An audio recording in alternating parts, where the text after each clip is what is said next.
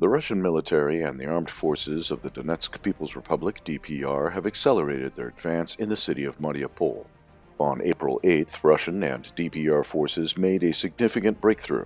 With minimum firepower, the forces managed to storm the seaport of Mariupol, which was one of the key strongholds of Ukrainian troops, Azov-nationalists, and foreign mercenaries.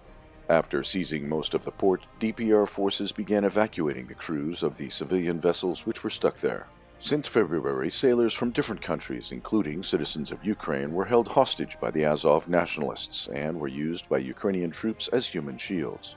While retreating from the seaport, the remnants of Ukrainian troops and nationalists seized 2 foreign vessels. Holding the crews of these vessels hostage, the Azov-nationalists began firing from the decks with 120mm mortars, various types of grenade launchers, and small arms. While some Ukrainian troops and nationalists are still trying to hold onto the port, others are trying to flee by sea. On April 9th, the Russian military foiled an attempt by Ukrainian troops to break the Mariupol siege on the Maltese-flagged Apache dry cargo ship. The attempt was foiled and the ship was captured along with its crew. The recent operations of Russian and DPR forces in Mariupol were not limited to the city's port. As of April 11th, almost all residential areas in the city were mopped up. Several hotspots of Ukrainian resistance left in the Primorsky district, where street fighting continues along the main avenue and in the central districts of the city. On April 10th, the DPR flag was raised over the Mariupol City Administration building.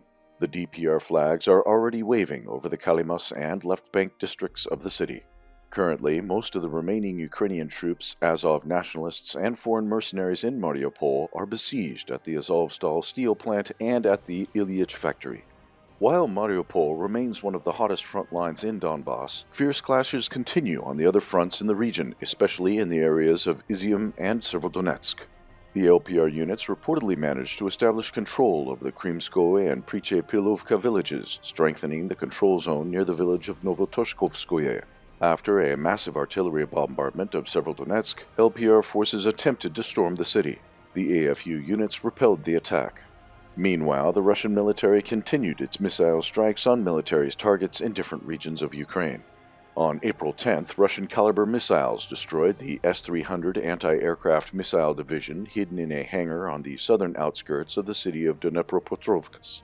It was recently supplied to Ukraine by a European country, likely Slovakia. 4 S-300 launchers and up to 25 personnel of the Ukrainian armed forces were also destroyed. During the night, Russian missiles destroyed the repair base of weapons and military equipment of the Ukrainian Air Defense Forces near Velikaya Novoselovka, including Buk M1 and OSA AKM anti-aircraft missile systems.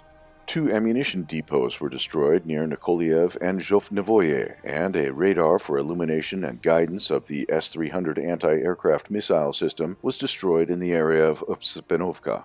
As a result of high-precision strikes in the areas of Vodvizinka II and Ivanovka villages in the Donetsk region, 9 tanks, 5 self-propelled 2S-3 Acacia artillery installations, 5 BM-21 Grad multiple rocket launchers, and more than 60 nationalists were destroyed.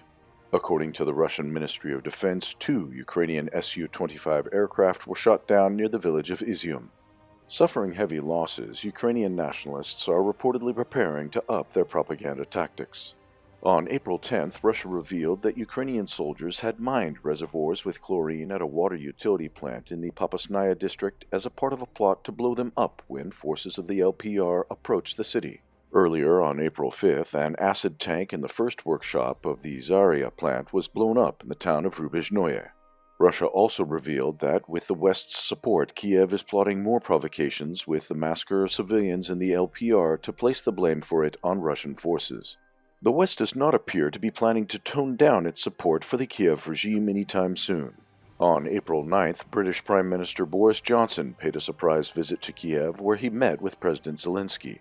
Following the visit, the UK promised to supply Kiev forces with 120 armored vehicles and anti-ship missiles.